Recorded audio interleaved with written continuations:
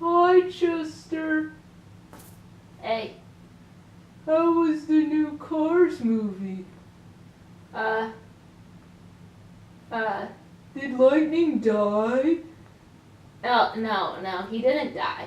Oh, that's a bummer. Was it good? Yes? Oh. It,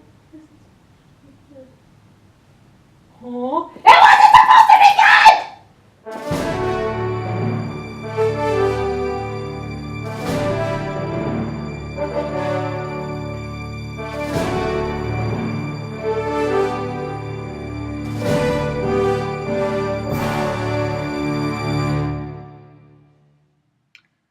Well, I guess to quote my November video on this subject, oh my god!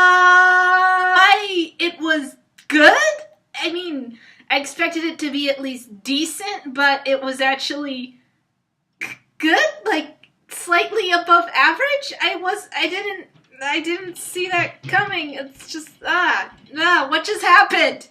To explain this, Friday, Cars 3 came out, and Chester and I decided to go to see if our theories from all the way back in November when the teaser trailer came out were actually true, or if we were just hoping because Pixar is a very high company when it comes to good quality films, and we wanted to believe that Cars could be redeemed. And I think it might have happened. Granted, the Cars franchise is not the golden franchise of Pixar by a long shot. That honor most definitely goes to the Toy Story films. Not really looking forward to Toy Story 4, but I have hopes because none of them have sucked so far. But as a franchise, Cars has never really been the best. The first Cars movie was decent, but it wasn't really up to par with Pixar's normal emotional, gut-wrenching quality of a film. And Cars 2, well, we try not to talk about Cars 2 because it was the first time Pixar gained the sidekick syndrome, which is when a side character meant for comedic relief becomes the main focus of your film. I mean, it's not that it can't work, but those normally aren't as good as when they were just sidekicks. And we can see that for a reason. They're meant to stay in the background. Which luckily Mater did in this film. Thank God, because if we heard his voice way too many times, I was going to lose it or just pass out because I was very tired. But I actually stayed awake, so good sign number one. Exhausted me did not pass out during this film, which meant it kept my attention. I'm going to start actually by explaining the short, because if you don't go kind of the same way I felt about Finding Dory, if you aren't kind of on the fence of whether or not to see Cars 3 at all, at least go for the short.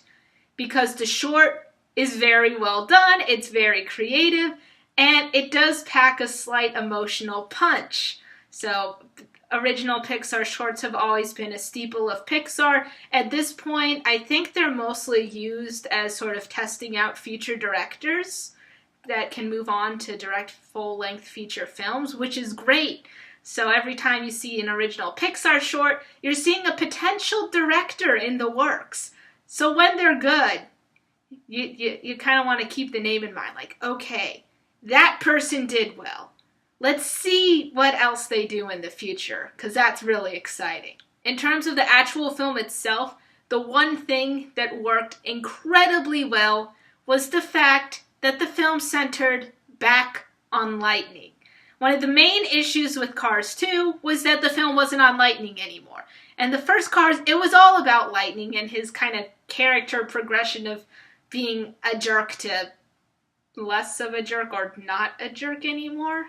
I mean, jerk characters are kind of hard to empathize with. But here, I mean, you kind of see that it's just natural in Lightning's character, or maybe that's just the way Owen Wilson says things that makes it sound like he's saying it in a jerky way. But in terms of Cars 3, Lightning's the center again, and we see the other side of the spectrum. In the first Cars, we saw him breaking out of his rookie status and learning what it truly means to become a great racer. And now in this one, he's on the other end of the stick. He is now, he's become Doc Hudson, the car that had trained him to be a great racer in the first film. Lightning has now gotten up there in years, which we're continuously reminded of, that just brings up so many questions. How do cars determine age? Is it based on model or the way they look? I don't know, but I guess by car standards, Lightning was considered old?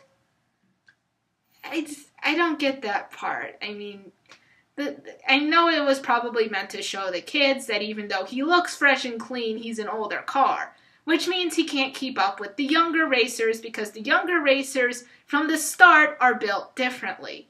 And because of that, they're able to push the limits more than Lightning can just because he's not built for that.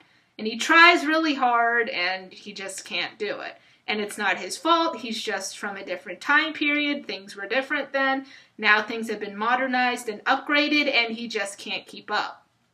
As is what happens when you get older. You can't keep up with the cool kids anymore. Why does this feel like it's starting to become a metaphor for life? And then we have Nathan Fillion car. That's all I'm gonna say. I don't even remember this car's name. He's just Nathan Fillion car. And Nathan Fillion car represents the moving on in the racing world. Look, Lightning will give you a second chance, but when push comes to shove, you're really kind of out the pasture. And, of course, the thing that kind of signifies that is Lightning's big crash. So no, he didn't die. I know many of us thought that was going to happen, and a lot of us were hoping it was going to happen. But it didn't happen.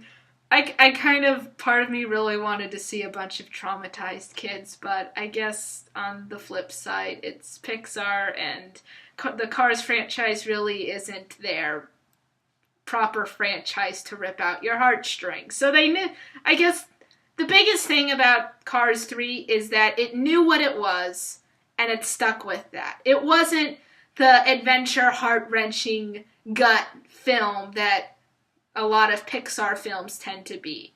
And it knew that going in. It did have some emotion. It did have some strong points. But it was never like, we're trying really hard to make you feel really sad. Not so lighthearted that it seemed hokey, though. Like, all that spy stuff from the second one, it's like the second movie never even happened. They just scrapped all of it, which is probably good. We're just gonna scrap the second Cars from our minds forever. We'll only remember it in terms of toys, because toys never go away. So in terms of Lightning, he's trying to come to grips with the fact that he has kind of become the more modern Doc Hudson, and it's time for him to retire, but he doesn't want to retire the same way Doc did, because he believes that after Doc had that crash, he was never the same car, and he was just grumpy and depressed until the day he died, which is kind of sad to think about. That, you know, his glory days were over. He'd never race again, and he couldn't move on from that. So the nice thing about this, I'd say, is we return a lot heavily on Doc Hudson and his past as Lightning's trying to figure out what to do now that he's in this position. He returns to a lot of Doc Hudson's old haunts, the town that he actually began to race in. He meets Doc Hudson's old training coach and a lot of the old previous racers that were the best of the best, talking about the times and how they did it and how Doc was a racer that they had never seen before, and they could tell that he was something special. It was a great mix of the old and the new, and Lightning starting to realize that he was actually a part of the old now. Which, I mean, Lightning, he's an older car, but he's not as old as the cars that he was interacting with, the cars from Doc Hudson's racing days. So in terms of that, it can feel weird realizing that he's got more in common with those cars than he has in common with the younger racers coming in. Lightning's internal struggle fuels the story, so that's probably what puts Cars in a good light, Cars 3 in a good light, is because it's not about all the side things or what good or bad things are happening around. It has to do with Lightning's internal struggle with his own character progression, which ultimately leads to the end of the film, which, the way it was going, they made it seem like Lightning's got his last race, and if he doesn't win this last race, then he can't race ever again. And it seems like, he's actually in the race, and there's that anticipation of, can he do it?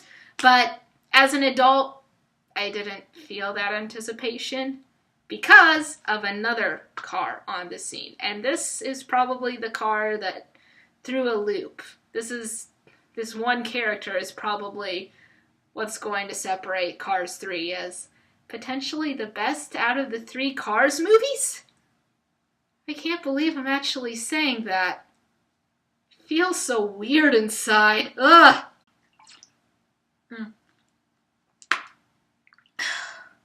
I needed a moment to process what I just said. So this new car on the scene was advertised as quote-unquote Lightning McQueen's trainer, named Cruz Ramirez. And as far as I can tell, this is a female Hispanic car. That, right off the bat, is probably in her favor. I don't know. She's all about optimism and getting racers to go, go, go and find their potential. But we learn in her struggle with attempting to train Lightning McQueen, and by training it really was more Lightning was resorting to his old methods, and she was trying to get him to the new ones. So he ended up kind of training her more than she trained him. And that was a sign right there, that progression right there. And then the fact that we find out that Cruz had wanted to be a race car. And this is probably the most pivotal point in Cars.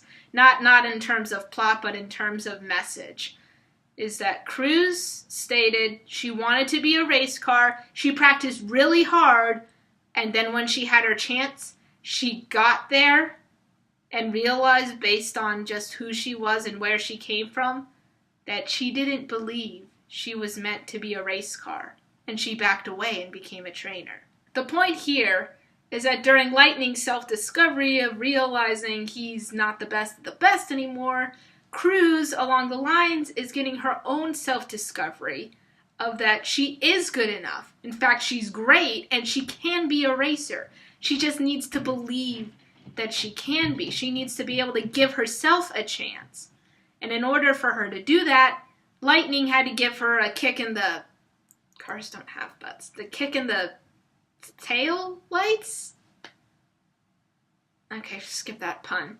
The point is, Lightning had to move her along to get her to realize, no matter what others said, no matter what she told herself, she could be a racer.